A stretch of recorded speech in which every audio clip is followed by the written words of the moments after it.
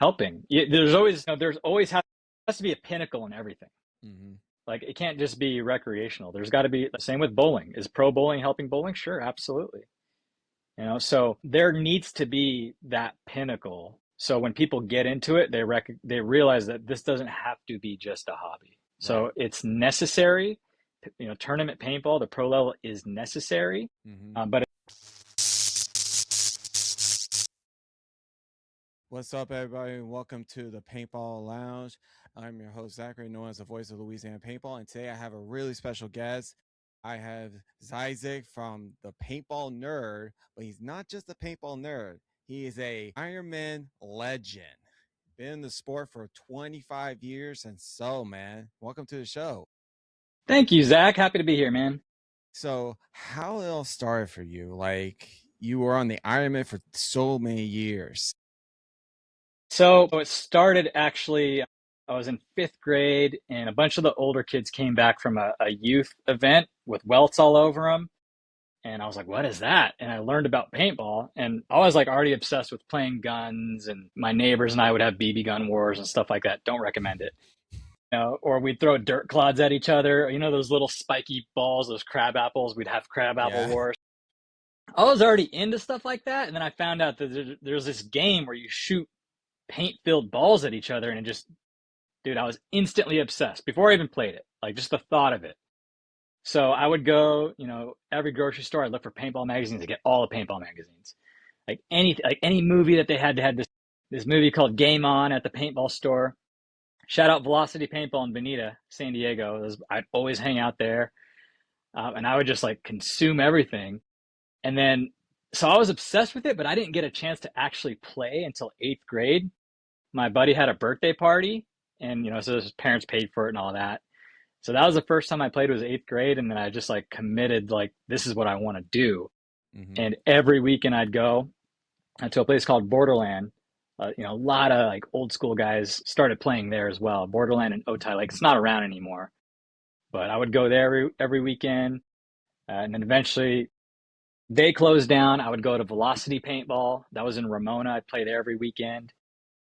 And then like the journey to the Ironman started off like tournament paintball started off with me. This might be like dating me, but Hmm. I'm an old guy. So You're um good.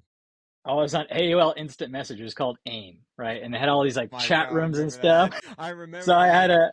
there was a paintball chat, and Wow. I met this dude named Pete Hollenhorst, and he played for this team called the Sitting Ducks out of Camp Pendleton.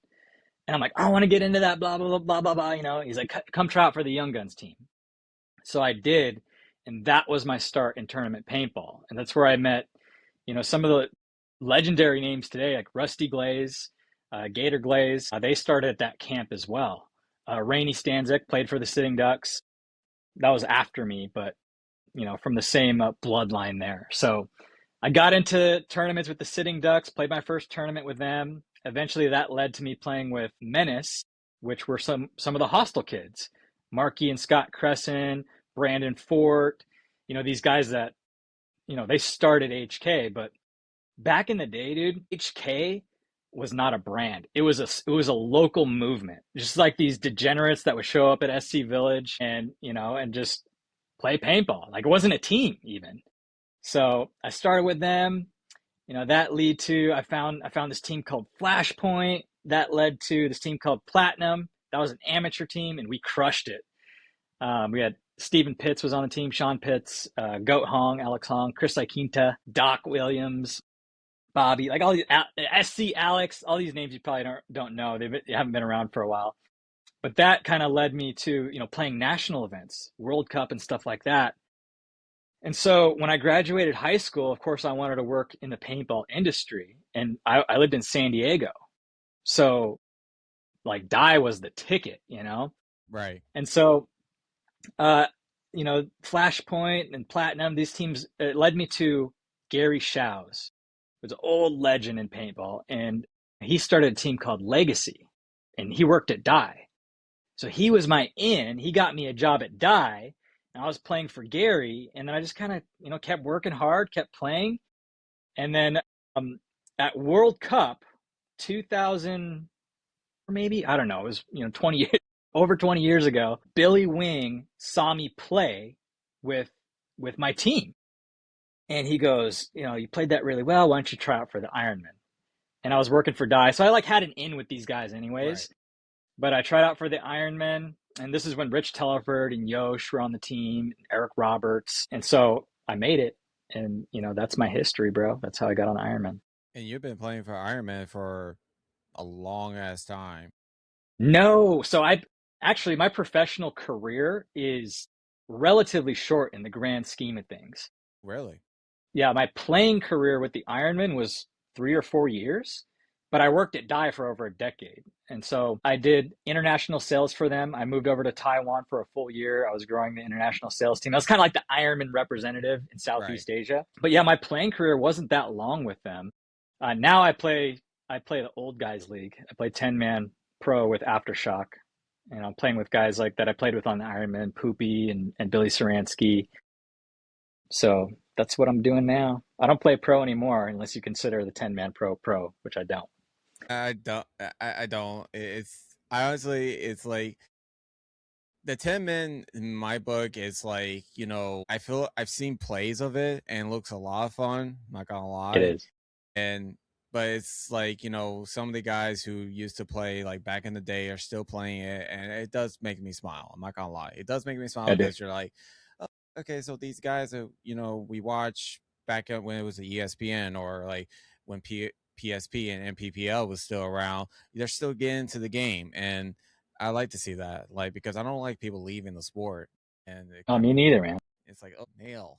Dude, and honestly, like I left the sport because well, work was one of them, and then another thing is I kind of got tired of X ball. If I'm just being honest, I just got tired of that game, and I think that you can't do that very long. It's a Right. young man's game. There's some anomalies. Like you look at the Four Horsemen, Ryan Greenspan, Yosh Rao, Oliver Lang, Alex, those guys are anomalies, right? Yeah, without a And doubt. there's a few others like Shane Howe, Mark Johnson. These guys are anomalies. They're old playing this game. It is a young man's game. It's hard on your Yeah, body. it 10 man is more fun. is harder on the body now, since the NXL made an announcement saying that, hey, pros are going to be doing five pods in a pack now. So it's like, ooh, like it's gonna now this is gonna be really interesting. Yeah, And more because movement. more movement, definitely more movement and more strategic, like, because you got Hmm. limited paint. And I would like to see what Ryan's gonna do, or all these other guys, see what they can do, cook up with. But it's gonna Well, be I'll tell you, Zach. Like these guys, like we all started playing tournaments in like the Great Western Series and series like Pan Am Series where it was limited paint. So I think some of the veterans will really thrive with limited paint hmm because it does bring out like this new creativity, and nothing against the newer players. A lot of them don't have that ancient secret knowledge that you acquire from playing with limited paint, playing in the right. woods, things like that. So I think we'll see some really exciting things from like the people that have been in a game for a long time. Oh yeah, without a doubt. Especially the ones who were playing, like, 15 balls per second, and you know, or that, okay, we really gotta like be strategizing like this time, because yeah, we're not playing at 15 balls per second, but now it's gonna be interesting. I'm not gonna lie. It'll It's be great. oh yeah, it's It's good new. for the It's good. sport. Exactly. It's good. It's new. It's a new concept, and honestly, I think maybe it will bring eyes back to the sport, because I know that a lot of people didn't like how NXL was going for the past couple of years, because it got kind of stale, Mm, and repetitive. Yeah, repeating, repetitive. repetitive. Yeah. Thank you, and very much. So now, when you were on Team Ironman, was there? How tough was it to play all these national levels at after college and all that? Bro, we got our asses kicked. Like the time that I was on the Ironman, the majority of that time was just rebuild. So Damn. so when I joined the team, like Rich was there, like all like the legendary Ironmen were there. And then like after one event, the whole team left to start excessive. They had some disagreements with ownership and stuff like that. Just, Hmm. whatever, like paintball drama. They Right. left. And so it was just me, Billy Wing, Catfish, Eric Roberts, and Art Dela Cruz. There was five of us left. So Brian Benini came back. He had basically like a little, he took some time off. He came back. Shane Pestana came out of retirement to play with us. And then we just assembled this like group of locals at SC Village and played our first few events. And we were just like rebuilding for 2 years until finally Oliver came along. And that was a real shot in the arm for the Ironman. And then I was kind of overplaying. Like played like a year with Oliver, and then I said goodbye. But yeah, for the most part, my pro career was just rebuilding the team. It was a grind. Damn. So we got our asses kicked a lot, bro. But we also won some, later on. Well, there you go. I mean, you win some, you lose some. But Yeah, I mean, it's life. yeah, of course. And then now you are known as the nerd, like the paintball nerd. I like that name though. Like, what was that about? Like, why the paintball nerd though? So it's just, yeah, it's it's kind of a term of endearment that we use in the industry. Hmm. So it's like whenever like we're making something at Die or when I worked at Push, you put together a new goggle and it's like, oh, the paintball nerds are gonna love this. Like the paintball nerds are like they're the best, right? They're the best of the people that just enthusiastic about paintball. So when Paintball Nerd was being formed, I knew that's what I wanted to call it. But the term has been around for a while. There's even a guy who teched guns. He called himself the Paintball Nerd. But so it's just, it's a term that's been around for a while. I just happened to brand it. Yeah. And is that you as the logo? That's you, like for the mascot of it, like on your little hat No, and no, it's not actually. So it's like, it's a, so this dude Brandon Lambertson, he used to play for the Ironmen. He played for Infamous, Miami Effect. hmm, And he's the owner of Liquid Paintball. Look them up. will do. But so he's great. He's great with design and stuff like that. And I told him I wanted the logo to be like the little nerd emoji, like the little dude with Yes. glasses and the buck teeth. Yeah. I said I want my logo to look like this, but I want him to have a goggle on the bottom and then glasses, Hmm. and then I just want him to have like cool hair. And so like he made it like first try. Like the logo that you see today is basically the exact same logo that he started. Like he made the first draft. So I Really? just stuck with it, man. And I think people like it, but it's not me. It's just the paintball nerd. Yeah, I mean, I understand. I mean, but it looks really good. Like when I saw it, I was like, "Who's the paintball nerd?" And I saw, all your videos and everything. I was like, "I like that logo. It fits. It Yeah, really fits." And it then, can be like it says it, right? It like looks like a paintball nerd, right? yeah, exactly. But without because except that it doesn't have the like it looks like sunglasses, which I think it looks actually better. Now it looks like sunglasses than glasses. So and then now, if you're liking this episode of Behind the Marker here on the Paintball Lounge, please like this video, subscribe to our YouTube channel, comment this video, and share this video with your loved ones, your friends, your family, and let's grow Louisiana paintball so everybody can play paintball every Friday, Saturday, or Sunday, whenever you have the time for. Okay, and let's get back to our great video. So, and then now you went from this paintball nerd to where you got your own website and you're interviewing people, which by the way, how like I saw your interview with Dan, that guy. How interesting was it for you to knowing that you're going to interview Dan, or you want to interview Dan about after everything went down last year? It was kind of rough, and I had actually some friends that really were not happy that I did that. Really? But for me, um, is kind of a step outside my comfort zone. Hmm. I thought, what do I have to lose? This celebrity wants to hop on my show, talk about something difficult. Right. And I thought the worst case scenario would be it'd be a growing opportunity for me to interview someone tough that just he tends to ramble on. He gets heated and he's a hard guy to kind of reel in. Yeah. So I thought you know, I'm going to do it. I'm going to give it a shot. I don't think I knocked it out of the park necessarily, but it was a great growth opportunity. And I don't think you know, I don't see it on my radar interviewing anyone as famous or infamous as him, despite his negative impact, despite the negative things that he says, very Mhm. polarizing character. Right.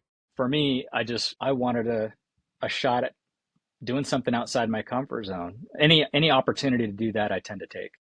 Yeah, and you took a really strong opportunity because when I saw the interview, I was like, "Shit, this is gonna be good."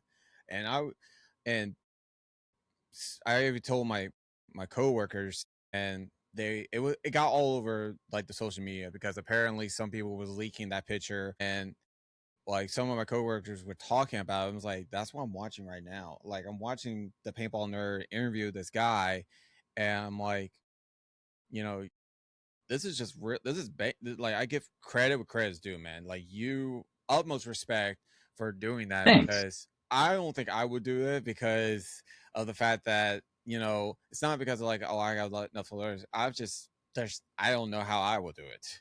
So credit where credit's due, Thanks, like Zach. I for taking appreciate it, that man. shot. And yeah, Yeah, I appreciate I it. think you did an amazing job. Really do. Thank you, man. That means a lot. Appreciate it. And no problem. So a lot of people trust your opinion when it comes to your show. And when you also say, what responsibility do you feel knowing your reviews and influence spread hundreds and thousands? Like, how do you like feel about that? I don't think about that very much. Mm-hmm. I just try to be honest Mm-hmm. in my reviews. I don't think hundreds of thousands of people view it. I don't know. I could be wrong, but at the end of the day, like, I've been around the sport for a long time, so I hope people do take my opinions with some sort of credibility. You know, at the end of the day, people are going to make their own choices on things, and my opinion is simply that. It's just an opinion. Yeah, but I think everybody likes to hear like, content creators' opinions because, we're trying to do our best to get the news out there best way we Yeah. can, but without acting sound like TMZ or CNN. Yeah. I don't think there will ever be a paintball TMZ, and God, thank God that we don't have that. I think it'd be good, man. The more media, the better, But yeah, let's have a TMZ. Like, yeah, let's sign me up. No way, I am not held that responsible. So, was there ever a moment when you realize, like, oh shit, like people are, you know, believe me, or like, hearing my podcast and everything, like that's shocking. Did that change how you approach on content or? You know, because of the relationships that I had in the industry, Mhm. the podcast just went, from 0 to 1,000 real quick. I didn't really have time to adjust or take time to think about, whoa, this is crazy. So, I really felt it with the Dan interview because now people outside of paintball have an opinion on it. Mhm. And like I said, I had some friends actually that really disapproved of me even doing that interview. They were upset with me, in fact. Right. So then I felt like, essentially I did this for selfish reasons, for me stepping outside my comfort zone, and it impacted a lot of people, and some of which I had personal relationships with. So that's the moment where I thought, like, maybe I'll just stick to interviewing like, pro players and stuff like that. Right. I think given the opportunity, I'd do it again. I don't have any regrets. Yeah, I mean, you should do it again. I mean, I think you should do like, this is just my, example. You should do Dana White, the known as UFC. Yeah, He would be a good get me in actually. there. Yeah, How do I get him? yeah. Good luck with that. You gotta go through TKO. Yeah, Yeah, exactly. does- Yeah, yeah. I'd love to interview like more famous people, but the opportunity to interview Dan, I think that was like just kind of a culmination of Mhm. a perfect storm, of what had been going on, and he wanted a platform outside of his millions of followers. He wanted to speak directly to the paintball community, and I think he'd been denied by a few other people. So I Yeah, said, let's do it. I believe he had got denied, and then couple months later, then you got Marcelo McGotten on your show, and I was like, whoa, that was quick. I've been Yeah, trying to get Marcel. Marcelo. I was trying to get Marcelo on here a couple of times, and he never answered my messages. But and I saw that, I was like, whoa, that was quick. Well, Marcelo, I've known since he was a literal child. Really? So I played at him with Borderland back when I started. He was a very young boy playing with his dad, like typical first time 10-year-old player. He's scared of getting shot. So that's when I met Marcelo. Wow. So I watched him become the icon that he is today. So yes, I can call him up and say, "Hey, hop on the podcast." Man, shoot, he's still an icon. I mean, Absolutely, he'll be an icon. Like, he could quit today. He could lose 10 events in a row and he will still be an icon. He's I mean, got 8 world championships under his belt. yeah, especially he's the mascot of the famous Paintballers, the video game now. I mean, What is he? yeah, that picture or that is still up there. I believe. I think that the logo's still up there of him shooting the Phil One Force, and it was him who was the mascot for Paintballers when he was still with Dynasty. But I don't know There you go. I haven't played the game in a while because major teaser of like, oh, the full fledged game's gonna come out.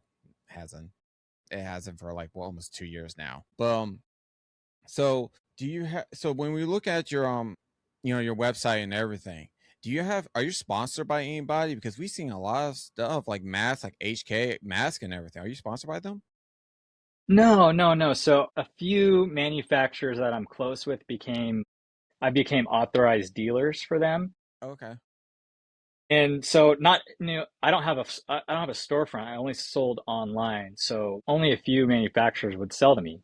HK Mm-hmm. was one of them. Infamous did. Uh, Alex and Oliver did. Field One, Yosh. They sold to me. Liquid Paintball did. Virtue did.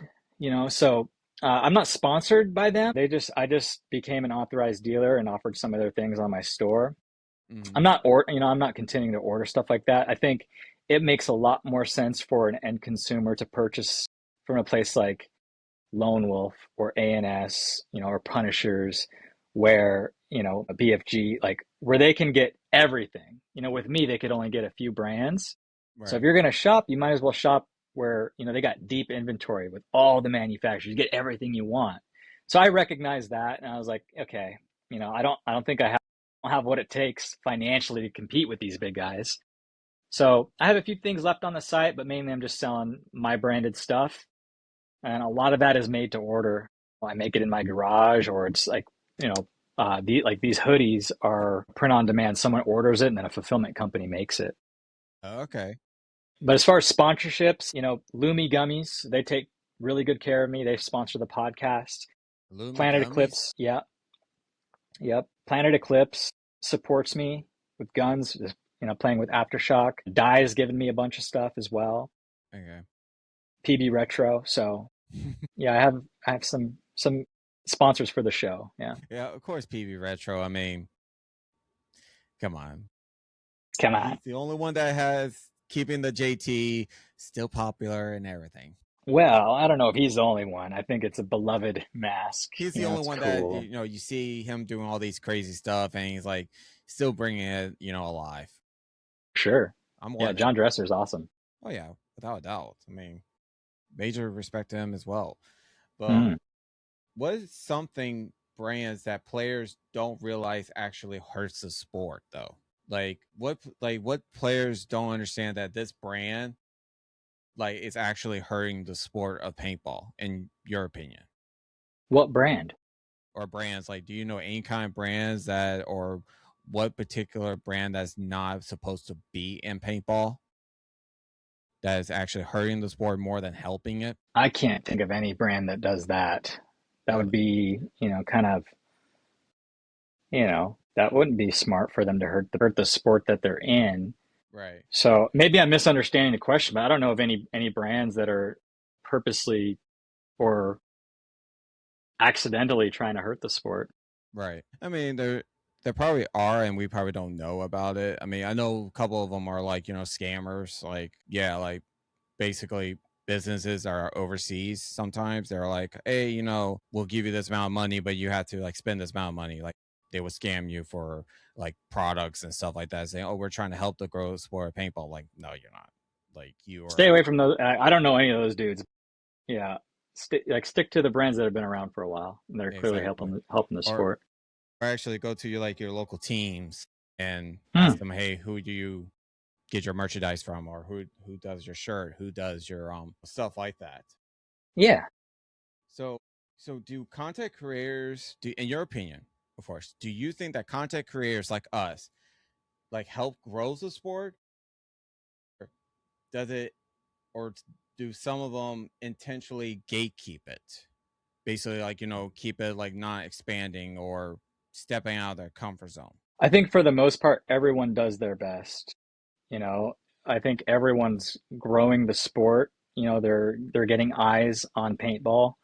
Mm-hmm. They're like guys like myself. I don't know. I don't think it's hard for me to think that I'm growing the sport. My content is not catered towards the weekend warrior or the new player.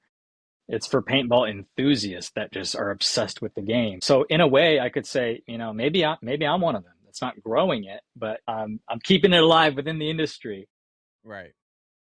But then there's other creators out there that are really getting eyes on the sport outside of paintball. You look at Marcelo and Tyler, they're interviewing professionals outside of the industry. Right. I think they're really doing a great job.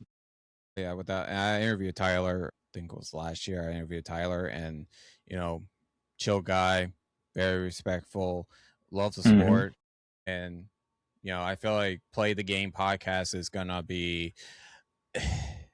It's gonna. I feel like it's gonna be Play the Game podcast. Then it's gonna be you.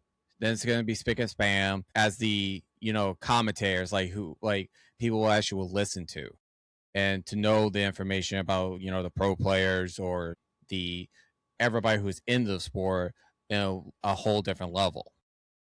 Yeah, Because I appreciate you putting me above Spick and Span. I don't think they would like that very much, but I they will get appreciate over it. it. I mean, I have Ryan Greenspan on here, and I love the guy. Don't get me wrong; he's a great guy. I love what he's doing He's and the goat. everything. But it's just like, I don't know. They need to like up the game just a little bit. Well, so their show is for enthusiasts as well. They have a fan base and it's for those fans.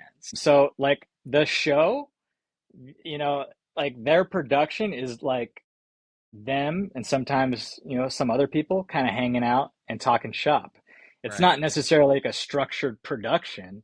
It's Okay. like, come hang out and watch Ryan and Kyle, you know, Being shoot Ryan the and stuff Kyle. for a little bit. Yeah, just hanging out. So it's a niche audience, but they Right. do a great job with it. Oh yeah, they do a great job of it. I'm not gonna And a lie. lot of news comes from them. A lot of breaking news comes from them too.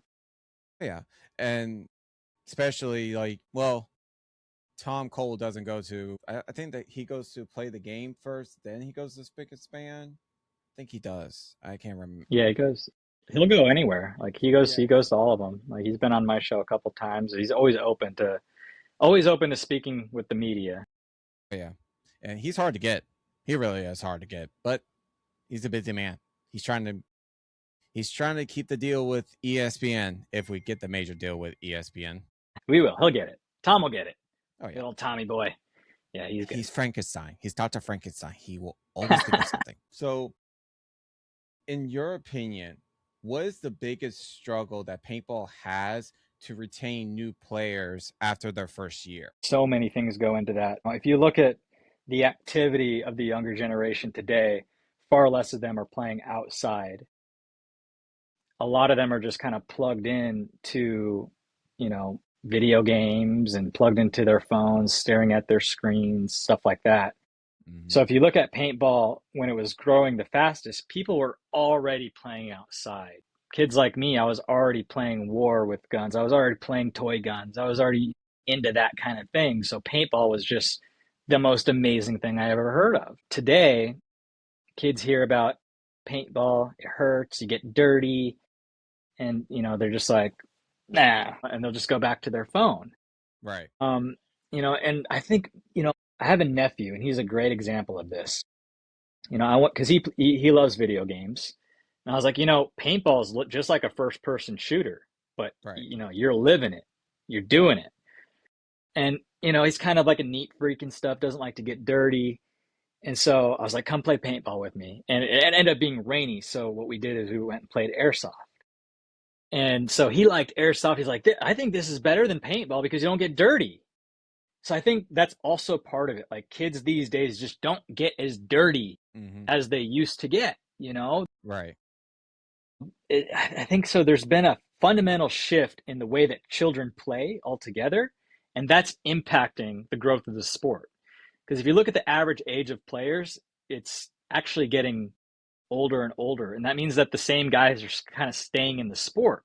We're not getting a lot of new blood in, and I don't think that's paintball's fault. I think it's society and media and the way that children play today.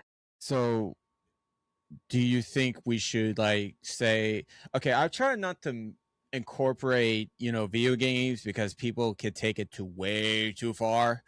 But Mm, if you would think, if we can like tell these kids like, hey, this is kind of like Call of Duty, but without you dropping from a ship or stuff like that, or um more like Fortnite.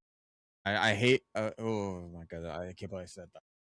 No, one kid, one geez. kid has told me that's a mythic weapon. No, it's not a mythic weapon. What's a mythic weapon? I don't know what that is. That's what I said. I'm like, what's a mythic weapon? But in my mind, it was like, this is not Fortnite. But I'm like, okay, Well, I mean, but that's what the kids are thinking of. If we can incorporate that into paintball in a way, because I know Call of Duty did it with Battlefield, well, not Battlefield, Black Ops 6. They had this whole section, the skin with a paintball and the gun and everything. I still got the picture of it. And but do you think that incorporating like Battlefield, Paint, Call of Duty, and Fortnite will get kids to at least try it? no, because they have to leave their couch. Fair enough. So, I mean, I think about this a lot, Zach, is like, how do we grow the sport? And maybe, I'm pessimistic, but I just see, like, if you go outside, Mm-hmm. just go outside. There's less children playing outside. There's less children riding bikes and skateboarding and doing all the things that I used to do when I was a kid. And it's because we all have these computers in our hands, in our pockets, and they're so addicting. And if you put that in the hands of a youngster, the chances of them wanting to be active go down just drastically. Oh, And without paintball is suffering because of that. without a doubt, because I mostly see kids just like they're driving golf cars instead of walking, and I'm like, seriously, E-bikes instead of bicycles, yeah, it's the like, one wheel instead of a skateboard. yeah, exactly. Everything's progressing towards getting more and more less active. Sooner or later, they're gonna make it where it's paintball is no longer gonna be outside. We're gonna just make it a VR because the fact that it is our VR split snapshot and the paintball playground. If we gotta get kids to play more paintball, like try to like get them to go outside. Like it's not going to hurt you. I mean, you may get a little sting from a It's bee, good for but you. that's nature. That's nature. I It's mean, nature. Nature's good for you. Go outside, breathe some fresh air, skin your knee, rub some dirt on it, build some ex- character. It's exactly, good for you. exactly. And so, do you think that the when you see content, speaking about getting kids to play it, do you think that people who are making content that is like more for the rec ball players, the weekend warriors, and people like let's see, Nightmare PB or Wolf, you think they're going Yes, to make influence people to this is how they're going to make people play more paintball because this is a field that they can go to and it's not a tournament scene, it's a every Saturday or Sunday thing. I believe so. I think Wolf, for example, is doing a great job at creating content that is not specifically catered to the nerd, the paint, like the paintball enthusiast. You can come across his page and be like, "What's this guy doing? Oh, that looks fun. Maybe I'll go try that." Content like mine or Spick and Span or Play the Game, it doesn't create that in the person that doesn't play paintball. Mm-hmm. What Wolf does, I believe it does cater towards the person that is possibly curious about playing the game. So guys like him are invaluable to the sport. We certainly need more of that. He's not a professional paintball player. He's professional in many other areas in life. Right. Paintball is his outlet. And that's how that's what his content is. Like, this is my outlet. This is how fun it is. This is, how I nerd out on the game. He's got all his gear and everything like that. So he's great. Oh yeah, and I've seen him play. I've seen all his videos, and I'm like, we see that. I was actually Ryan told me about the new thing that JT's doing, like the whole, giving scenarios and Weekend Warriors a chance to be, show. Mm. This video is brought to you by Pelican Paintball here in Metairie, Louisiana. If you want the absolute best place to get your paintball needs, whether it's mask, hoppers, gun, pods, even paint, head up to Pelican Paintball in Metairie, Louisiana. Their staff is amazing. The owner is amazing. They will set you up with all the markers you want to grab or the mask you would like to have, the pod packs, you name it. They are very friendly, and they are a sponsor of the Paintball Lounge. So I'll put the link down in the description below where to go to and their website. But head to Pelican Paintball in Metairie for all your paintball needs. Now let's get back to the episode. My thing is this: if we get Wolf, Nightmare, or some other guys who are doing these scenarios and Weekend Warriors kind of thing onto, like, say, like Ghost Sports or the Major League Paintball, just as a segment, just a small little segment, that probably will help the industry a little bit more, because when you type in paintball, it's literally an MPPL match or an old school PSP match or a 2016 match from NXL, and no one wants to really spend the amount of money we spend like every time we see something shiny. Like, no one has like $15,000, like not 50,000, $2,000 or 1,500 to go buy that marker, and they are Yeah. not going to play it. And I've seen a lot of people Yeah. doing that, and it hurts. Yeah. I think content catering towards the entry level person Mm-hmm. is definitely beneficial. And I think, to your point, Major League Paintball is making moves in that area. Mm-hmm.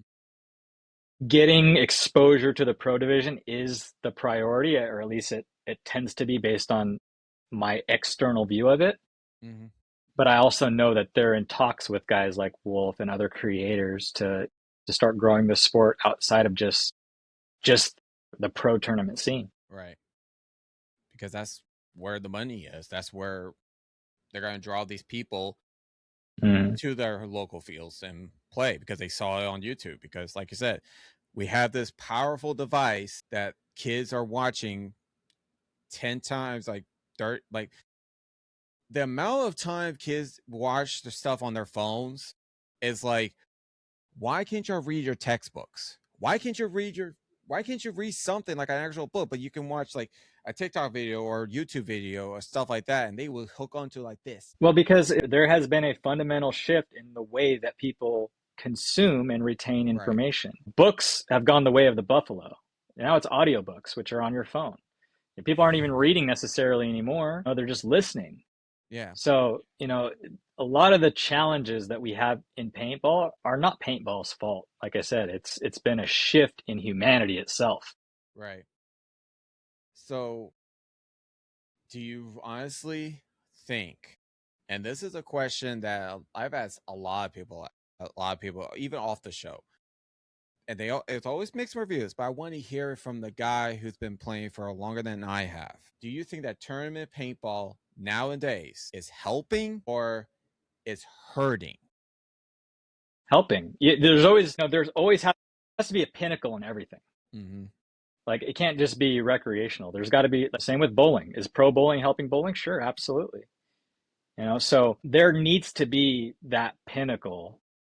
So when people get into it, they realize that this doesn't have to be just a hobby. Right. So it's necessary.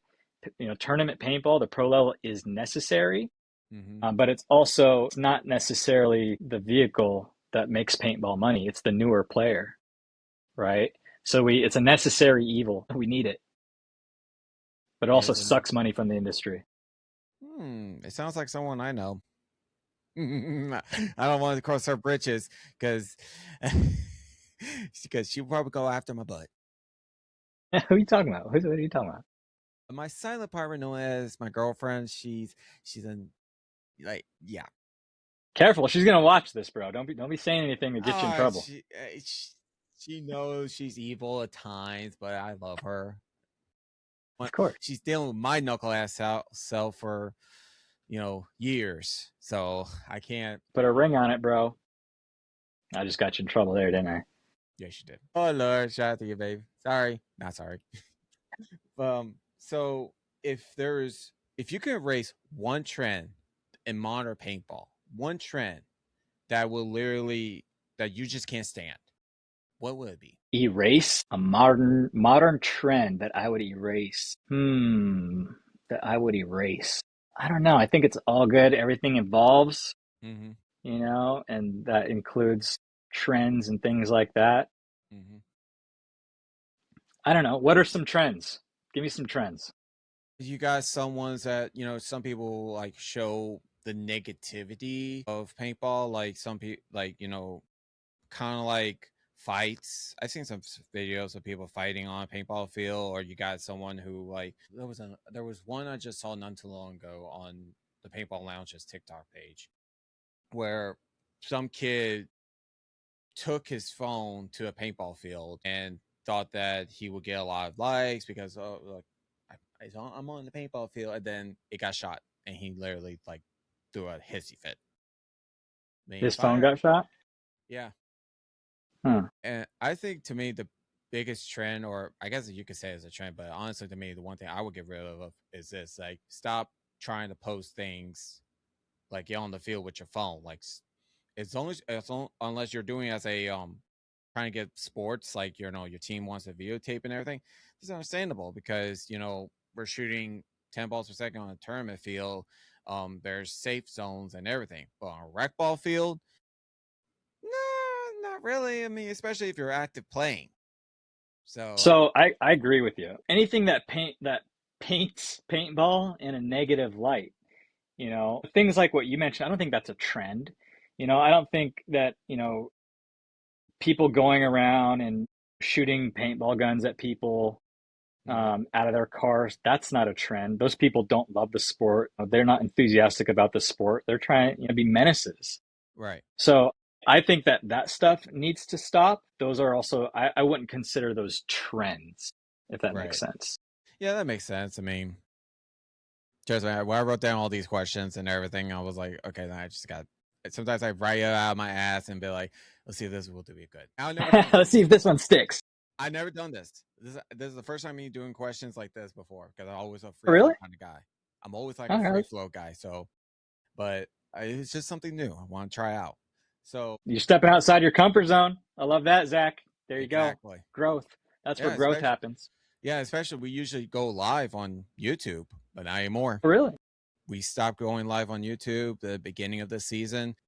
Tried to do something a little bit different, and I can't give credit where all credit's due because I took some ideas from another podcaster who does wrestling, and I was watching, his show with John Cena, and I was like, you know what, I'm gonna try to do that because it's basically a preview of the episode, an intro on the episode, couple of ads, and that was it.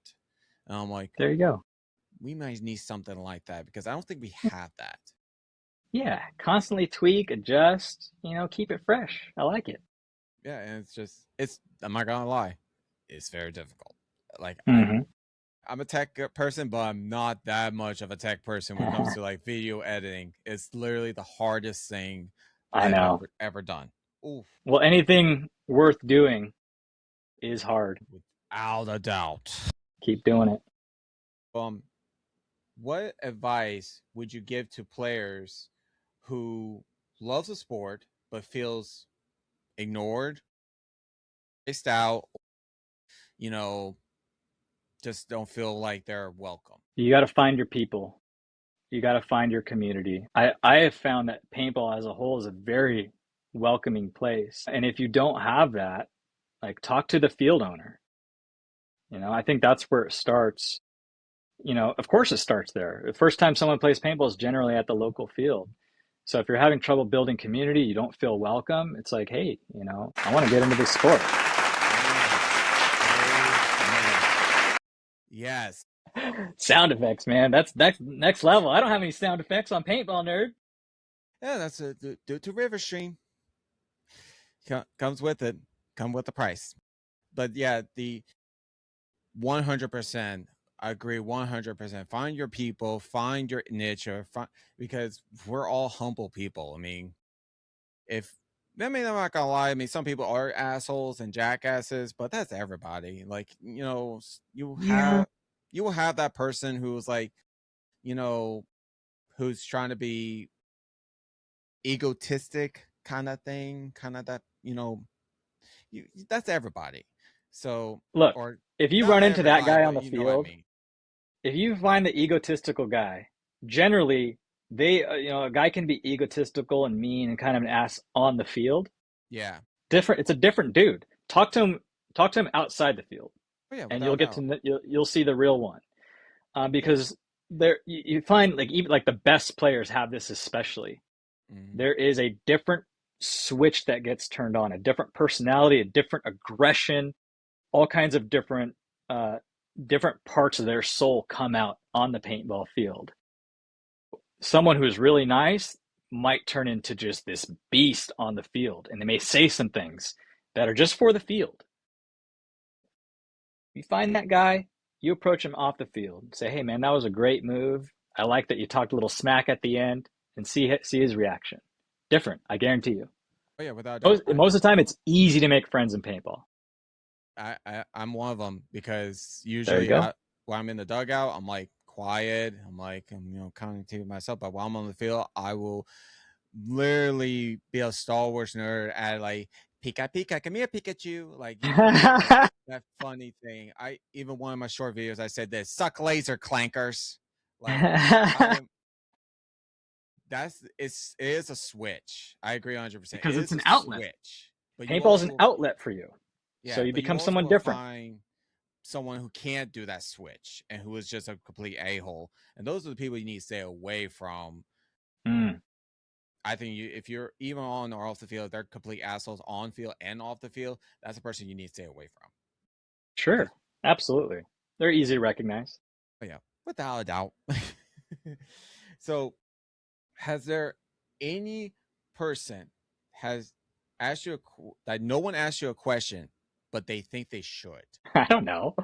Does anyone ask me a question, but they think that they should? Well, Yeah, like I'll ask that to my audience. Audience, do you have any questions that you should have asked me? Ask me.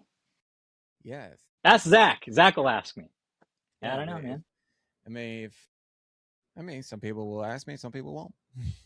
Yeah, But yeah. it's and but I hope they do because honestly, I mean, there are some questions that some people need to ask the podcasters, like, hey, ask this question, and they're so shy. They're so shy. Well, what questions do you have? What questions would you ask me that you haven't asked me? Hmm. Ooh. I gotta think of one to come out of my ass now. No, it's fine. You can sit on that one for a minute, and just if it comes to you, we'll approach Okay. that. Actually, no, I got one. All So right. I don't know if you heard of Lone Wolf Paintball. So there's a Tony did a whole video of like what he thinks that 2026 should be. Do Hmm. you agree with his philosophy that we should have futuristic kind of goggles, kind of like Halo, like Master Chief, the whole thing, like the visor and like the health bar, all of that? Do you think that would be great in paintball? Yes. Granted, I haven't seen Tony's video on that, but that sounds pretty fun. Why not? Why don't we have goggles that record? Mm-hmm. Incorporate the meta glasses in there. Hey, meta record, and then your goggles are recording. You got a little heads-up display that has the kill count, how much ammo you have left. Yeah, bring it. Now let's get all that stuff. When I saw that, I was like, that's not a bad idea. Maybe that's how we attract the people that want to sit on their couch and play video games. Make it a little bit more like a video game. Yeah. I mean, if they did, they should do it like the Master Chief one because if all due respect, it does look like the JT mask. It because I play Halo like crazy, and every time I go back at Halo, I was like, that looks like a JT mask if you think about it, because the visor looks the same, the style of it looks the same, Chrome lens, the gold chrome lens. lens, Yeah. all of it looks exactly like a JT mask, and I'm like, this could work, but only if they do it right, which is very hard to I integrate. think we have the technology, Zach. We have the technology exists now where we could have a goggle that records, has a heads up display, all that stuff. You're probably looking at a $600 mask, maybe More than more. that. Paintball's already expensive, so maybe just the early adopters will, take something like that on. But why not innovate? Like innovation's great, and sometimes it sticks, sometimes it doesn't. So Mm-hmm. Tony, I agree with you. Make that goggle. Make it. Yeah, I'll buy if one. I'll sure I'll buy one too. I mean, the only thing I have is just that Nightmare does this, and I think he's the one who's going to actually put the idea of it. And he actually has a battery pack on the back of his goggle, um, that helps him record his camera. Um, and I think he's on the move for that. And if that does happen, it, like I said, better be on a JT mask or a carbon. Those are the only two I could think that you know will be best beneficial for the future of paintball. Well, I mean, if you think about it, like the idea has a lot of validity to it Mm-hmm. because now, you have this high tech goggle. Mm-hmm. Excuse me. It's recording everything. Now there's more content out there. There's more eyeballs can potentially see paintball. So, you know, paintball is already expensive. Why not have a super expensive high tech goggle and maybe it'll help grow the sport? But like, I, Maybe. it's not a bad idea. It's not a No, bad it's not idea. a bad idea. It's just know how heavy it's going to be. Yeah, I mean, technology, they'll figure all that out. Yeah, unless they put an Instant 360 in it or DJI Nano, then it will Yeah. be light as hell. So, what do you think in 10 years? Like, what do you think in 10 years that paintball will be? Like the pros of it, that you're looking forward to it, but you're also afraid that was going to happen. In 10 years, I think, it, you know, I think that it'll just, it'll still be the people that are in it today, just like it was 10 years ago. Same dudes are in it. Same dudes are in it trying to make it grow. There has to be, and again, this is not paintball's fault. Like the decline of the growth of the sport, it's not paintball's fault. It starts off with the way that children play. That's changing. So I don't have the most optimistic view. If I look at it through the lens of harsh reality, I think that not just paintball, but everything in general, the way that we interact will just become more digital. Right. Meta is working on the metasphere, or whatever they're calling it, the metaverse. And, even even the social interactions are just going to be digital. You're going to plug it. Like, have you seen Ready Player One? Yes, I have. It'll be like that. I feel it's gonna be like that. It, I mean, we already have, like I said, paintball playground and snapshot already. People are playing that like crazy, and so I think that I agree with you 100%. It's going to be the same old um people who fell in love with it the beginning, like in 1987, 1981.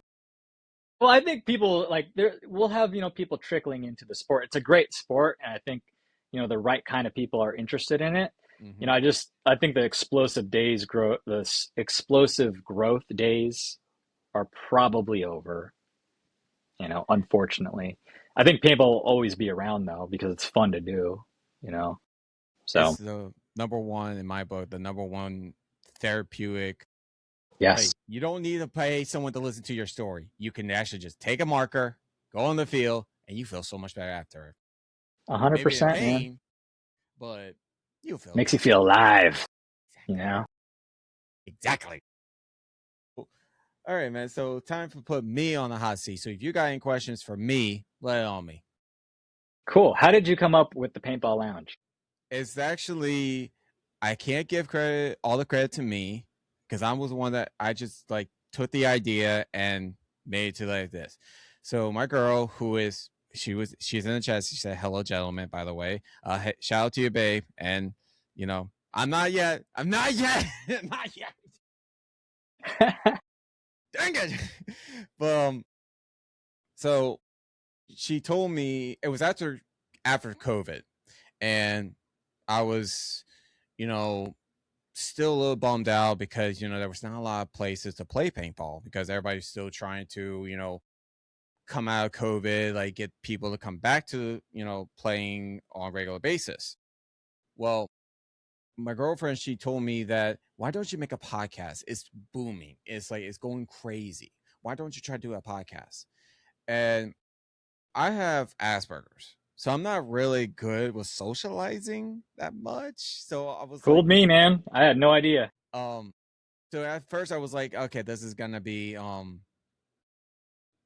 little challenging. But I'm like, you know what? I'll give it a shot. Literally, the names I had of the titles was just bonkers.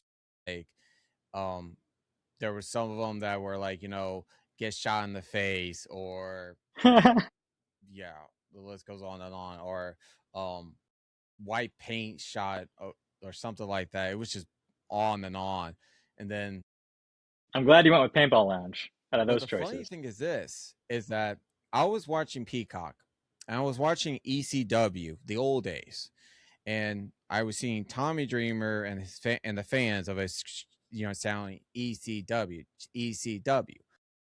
And then I was like, you know what? I need to have something that's like that. Simple, easy to remember. And that's where I was like, you know what? The Paintball Lounge, TPL. And There the it rest was is. history. Bro, I'm So lounging. I'm lounging. I'm feeling it. that's yeah, see, that's what I'm saying. Like it's like I didn't want to bring people on the show like actually fly over here or anything. Let's just have it to where people are just sitting back at their homes. They can drink beer, smoke a cigar, whatever feels comfortable with them. Oh man, I could have been drinking and smoking this whole time. Yeah, you Dang could. I mean, it. that's the thing about the Paintball Lounge. I don't care what you do on here. I really don't because I'm not monetized or I don't have like big sponsors that are looking over me be like, no, you cannot do that. You cannot do that. World this like I'm like this. You did sponsor me? Fine. Go ahead. My show, my rules. I don't give a fuck. I love it. Love it. And Love it, Zach. everything is history. So when did you first start playing paintball? Like tell me about your journey. So the journey I started was a birthday party and I was 15 years old at Paintball Command here in Louisiana at Mandeville.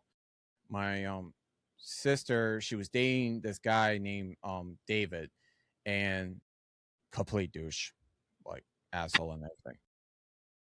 Hope he's But not listening. yeah, he was playing paintball, um, and he got me into it. He's like, hey, why don't you take your little brother to go play paintball with me and my friends? Let him try it out. Um, and then I heard about it from my cousin Colin because he went to a paintball party and like when we were kids. And at first I was like, nah, because I was like the outcast. I didn't feel like talking to people or doing anything like that. But then when I got on there, I was like, yeah, I might as well. Tipman 98, had my first match, loved it. Upgraded me to the Ember mini package, and I was like, I really love this. Like, Yeah, a little faster, a little lighter, you know. and then the Upgrade the whole rate of fire. yeah, and then I was playing it ever since. Like I've joined a local kind of guys. Like we had made a couple of friends. Unfortunately, they're not here anymore. May they rest in peace. Um, but we were playing like local fields at any state. We had this thing called the paintball tournament roulette, and it was like kind of like the tattoo Russian roulette when you have a giant wheel and you just spin it and be like, "We're going here," or "That's what we're doing." Nice. That's what we did every summer. We were just going, or if we play a really big event, we save money and we'll just go to that event. you know, that's what we were doing every single time until after let's see, it was before 2020, so about like around 2016, I fucked up my knee and you know didn't play for a while. Got back into it in 2018, and I was just playing, rec ball and getting the grooves back together. I was trying to play different speedball teams, and Hmm. it was just I just kept on playing and kept on playing. That's the beautiful thing about paintball. It's always there for you. You could, blow out your knee and be gone for a while, and sport's just waiting for you. You could take 10 years off. A lot of people have done that and come back, and the same guys are in it. Your friends are all still there. So that's the beauty of paintball, man. Now look at you. Started off Titman 98, and now you got a paintball podcast. Yeah, now I have a one. Well, I would not say the most expensive marker because there's now markers that are more expensive than it is now. But I have my marker now is a CS3, the original, Mm, not the beautiful. Unpro, with a carbon nano barrel. I just got a mech frame for it. I just won from ANS Gears Draw a T15. Yeah, so I'm gonna Sick. start doing MagFed. And I was like, okay, Sweet, man. yeah. I That's was just like, awesome. and what was that then? It was not in the cards to do MagFed. It was not in the cards, and I was like, all right, might as well. I've never tried it. I'd like to. I've heard Seems so pretty much cool. about it. I was just like, and it's just that the one thing about MagFed to me is that how expensive it really is. Mm, Like, it's very expensive. Not the marker, it's all the attachments that you have to sure. buy. And Yeah. I thought that magazines were like, oh, this is gonna be like $20 or like $15 a magazine. How much are they? Depends on which one you get. Mine worth like 25 a magazine. Yeah, it's a lot. And they hold, how many do they hold? 20 round balls and 19 first strikes. And then they also have a smaller edition, then they also have the 30 round one, but I don't use Dude, first strike. so you got to buy like six, wait, how many of those? 10 of them, right? To hold the capacity of a hopper. Is that right? Math right? 250? Yeah. Yeah, about so. So That's why there's a lot of mags, dude. That's oh yeah. $250. Good Yeah, hopper that's costs that much. yeah. Pods don't cost that much. No, they don't. Um, yeah. So you got any more questions? Lay on me. Don't be shy. What is the goal here? Like, what is your big picture vision with the paintball lounge? Honestly, the big picture is get people to play more paintball and especially help Louisiana paintball because um as you probably saw from the hurricanes, we're Mm, not Louisiana paintball is not funded. We don't have big, you know, places. And mm, we're just starting to get big places like Grind PB, who is owned mm, by Drew Bankston, who is from LAX. Shout out to you guys. Um, that's from here. And, you know, so we're not like a big kind of big state about paintball. And I just hope I can get people to tune into the paintball lounge, like more people to come on or watch it or watch my gameplay footage and be like, hey, I'm from Louisiana. I'm going to try this video out because this celebrity known as the paintball lounge, he's trying this video out and he's just me. So, Well, Zach, just keep putting one foot in front of the other, and you never know what can come out of it. But I think you're well on your way. Your foot's on the path to your big picture vision coming to fruition. Just keep going. There's going to be challenges, there'll be trials. Your character is defined by the person you become when you face those challenges. So keep mm-hmm. going. Keep Oh, going. yeah. So let's go ahead and I'm going to ask you one more question. And I think this one is like a really good one. And this is All actually a right. good closer. All right. If a brand exclusive field owner or a brand new player were all listening right now, what is the one message each of them needs to hear, whether they like it or not? Brand new players, if you haven't played before, try it. You know, you might find that you enjoy the fresh air, you enjoy the exhilaration, you just enjoy everything about it. It becomes a great outlet for you and it changes your life like it has so many other people. Try it. You know, industry leaders, make the game accessible. Start marketing to the new players, and we can leverage pro players for that. We can leverage fields for that. Let's try and get more people interested in just going outside and playing, trying the game. And we all love it, so let's make it happen. Let's make paintball great again. I agree 100%. This is deserves a clap. Agree 100%. Took the words right out of my mouth. Thanks, Zach. Ain't no problem. I think that's it for like we got all for today, man. I mean, I'm Well, glad that dude, you come it on was the a show. pleasure. Yeah. Absolutely, you did a great job. Hey, thank you. So, I've been your host, the Paintball Lounge, and I'll see y'all guys in the next episode. Y'all have a good day. Paintball Nerd, stay with me for a bit so the video can be done.